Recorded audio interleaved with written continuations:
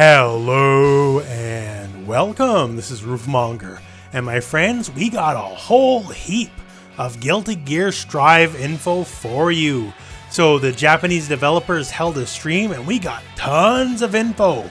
We got release date, launch details, there's a new beta coming, tons of gameplay stuff, character stuff, so much stuff, to the point where I'm probably going to have to timestamp this video.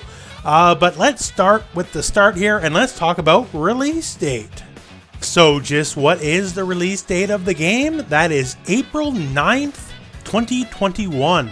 And that is a worldwide release date as well. So no region stuff or anything like that. And also, if you want to spend just a little bit more money, that release date gets more flexible. As if you buy the Ultimate Edition of the game, you will get it 3 days earlier, so April 6th, 2021. Also, they're not going to waste their time bothering, beating around the bush, because, there's a season pass. They're letting us know right away. And what is in that season pass? Well, that season pass will have 5 characters, 5 additional colors for each character, so 20 in all with the 5 in the season pass, as the game will launch with 15. We'll talk about that in a second here. 2 additional stages and a second story mode. And they are calling it Season Pass 1, as in, there will be a Season Pass 2 and probably 3 and probably 4. So if you're willing to open those wallets, well, ArcSys is willing to take your money. And just to note on that early access for the Ultimate Edition, because there's a little bit of oddness with it. So when you get the early access, so you'll get it on April 6th instead of the 9th, it is limited in these ways. The story mode, you can only do the prologue, so you cannot do the whole story mode during the early access period. And you can only use 13 of the 15 launch characters, which will be everyone announced to date except for Angie Mito, who was shown at the end of the Giovanna trailer, and we'll talk about that later on, and the final, as of yet, unannounced character. After the early access period is up, then when it hits the 9th, then you can just use all the characters and finish story mode when it launches for everyone else. A bit odd, but you know how Japanese companies are about story stuff getting out early, so has to do with story, so I'm assuming Angie's a big part of the story. And right there, the Universal Will / Ariel / Joker Pope / Ramlethal's mom, I think that will be the final character if that's the case. So that is a whole heap of info already, and we still got a lot more to go. So yes, there will be another open beta for Guilty Gear Strive, and I'm assuming this one will have the rollback netcode we've all been waiting for forever, right? So while there's not an exact date, it'll be early 2021, and of course, if you pre-order, you get it a day early, so once again, hey, open them wallets, boys. However, just to stress, you do not have to pre-order. It's open beta. Hey, open's in the word, right? But if you do pre-order, you just get a little bit early, but otherwise you just lose a day, but you'll still be able to get in. But it is PlayStation only as far as I can tell. The PC version won't have a beta. And real quick here, not really pertinent to the whole Guilty Gear Strive info, but I noticed a trend lately in Japanese developer streams where they're just shilling stuff. We got stickers, we got portraits here. We got whatever this is, I don't even know. We got watches they're trying to sell us. You want to know what the smell of the game is? Well, now you can buy Sol and Kai perfume. What? I don't know. This has been a recent trend I've noticed with Sega, Capcom as well, shilling the merch on the stream. So let's shift a bit here to character stuff here. Lots of info. Of course, we got a whole new character here in Giovanna. Angie was announced as well. We had the pro player exhibitions where we learned some more about the characters. And let's just talk about the new character first here. So Giovanna, first blush here. First thing I gotta say is, besides the dog has like and retweet on its head, Giovanna is what happens when you take King from King of Fighters, Blue Mary from King of Fighters, and Vanessa from King of Fighters, kind of put them in a blender, add a little bit of anime, and hey, here you go.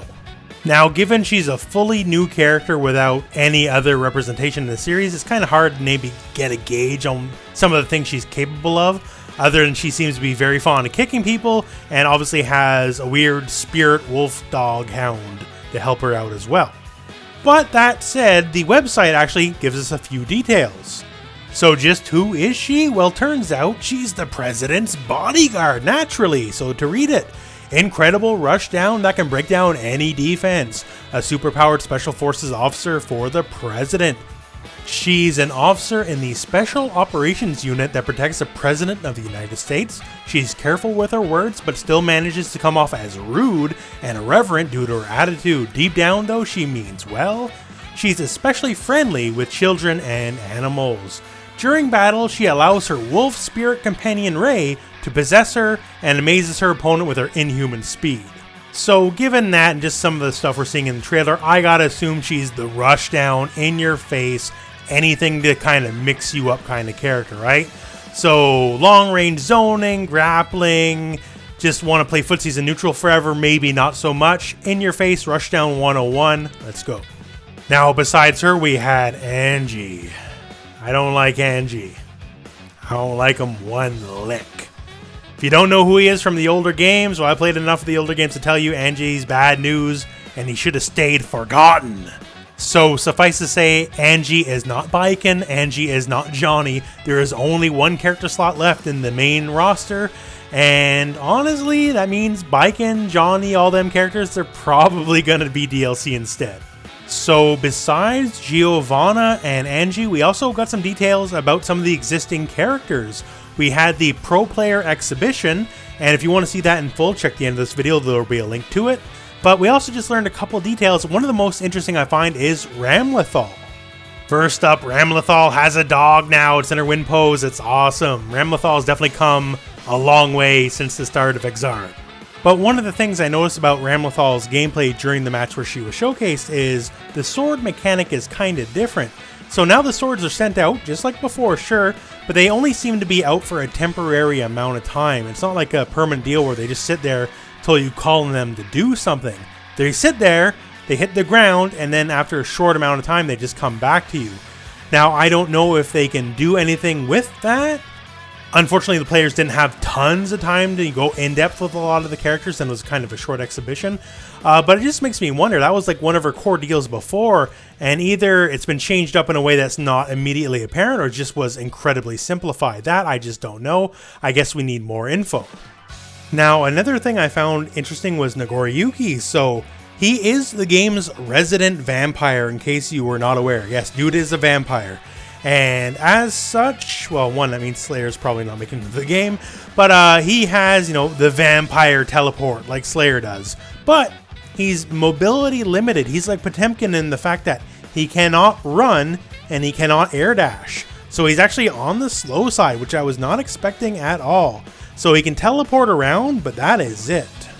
Now he also has a unique mechanic. It's a blood gauge here, because hey, he's a vampire, why not, right?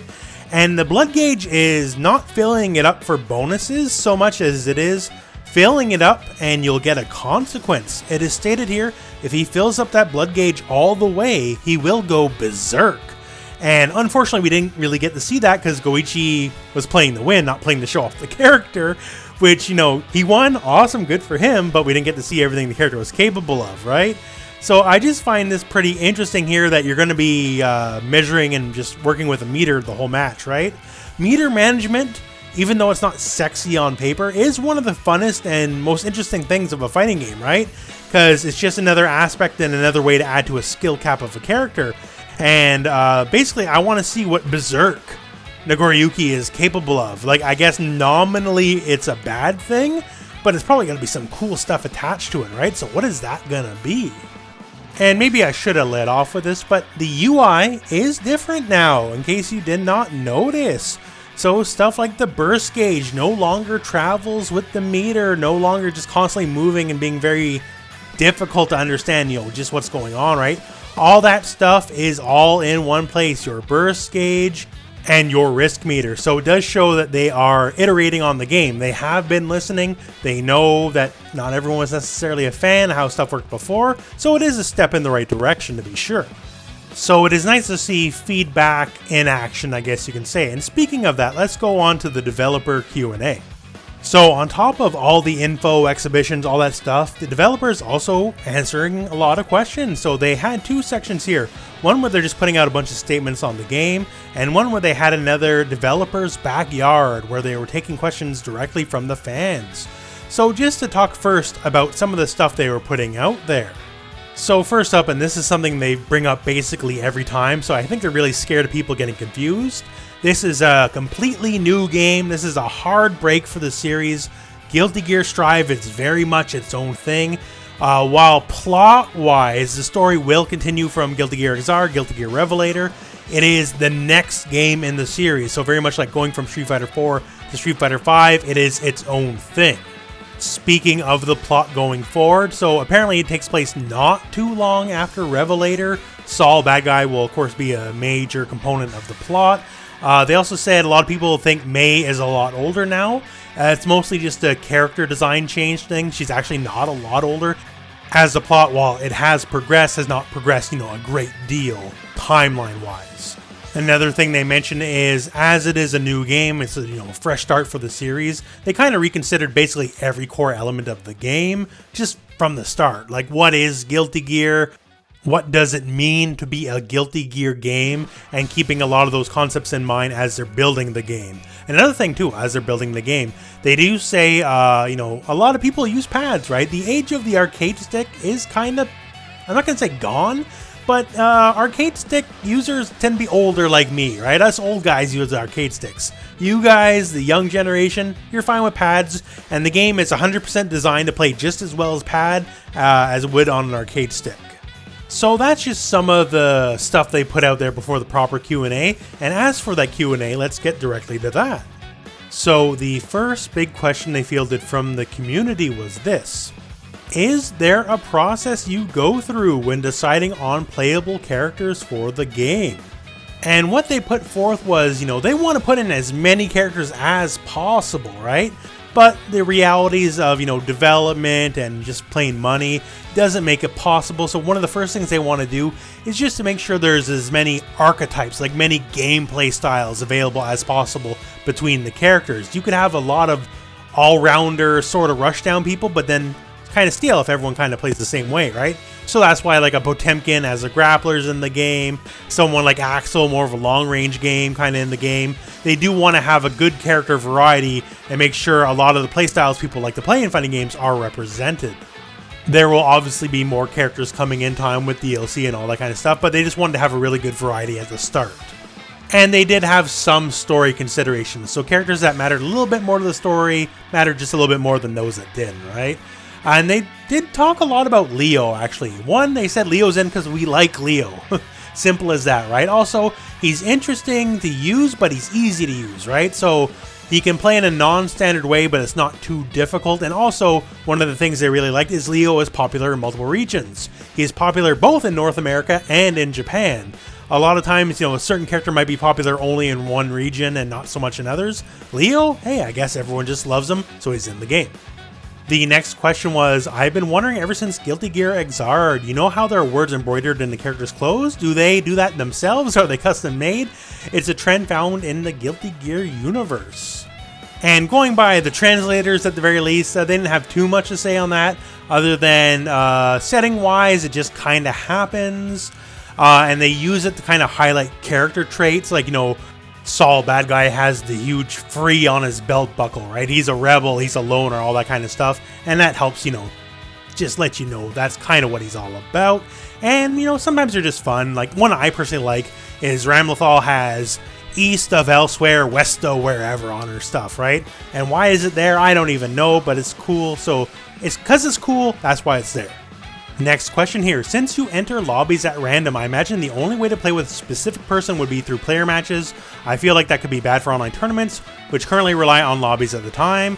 Will there be some sort of system in place to avoid this problem? This is very much going back to the old beta. And if you didn't play that, or if you're not aware, the old beta lobby system was just an absolute trash fire. I'm not even going to mince words on that one, right? And they basically go out of the way to say, we know that stuff sucked, it's fixed, don't worry, you're going to have a proper lobby, it's not going to be a problem at all. If you want to do player matches, all this stuff in lobby, don't worry about it, we're going to have stuff that will work for you. We know the old stuff was bad. Just long story short, suffice to say, the final product will be much better. So that is a lot of the info we got from the stream. Certainly an info dump, to say the least, right? So we got a release date, there's an open beta coming, all sorts of details like season pass. We got the new character trailer. We got some more character details, which we'll have to nitpick as we go through because some of that's kind of hard to suss out, right? But yeah, just a lot of stuff, man, and I'm really hyped. April 9th, 2021. It's a while away just yet, right? It definitely ain't even 2021 yet, but it's not too far away, and plus we have a beta coming, so that'll help ease the pain in that regard. So all I can really say is, every time I see more about Guilty Gear Strive, at first I was a little trepidatious, you know, a little like, where are they going? But the more and more I see, in fact, you know, hey, once again, they said rollback netcode, the first Japanese developer to really, you know, just get it. I'm really looking forward to this game, and I look forward to see everything that's coming our way. I'm interested in a bunch of the characters. This is the most interesting version of Potemkin I've ever seen that I'm actually really interested in playing. So yeah, Strive, thumbs up. Looking forward to it. Looking forward to covering more. And that's the info we got for now, my friends. So with all that said as well, if you want to see the Pro Player exhibition, check out the end of this video. There'll be a link to that. And other than that, I guess that's the end of this video. So thank you very much for watching. Hope this video has found you well. Go out and play some Guilty Gear.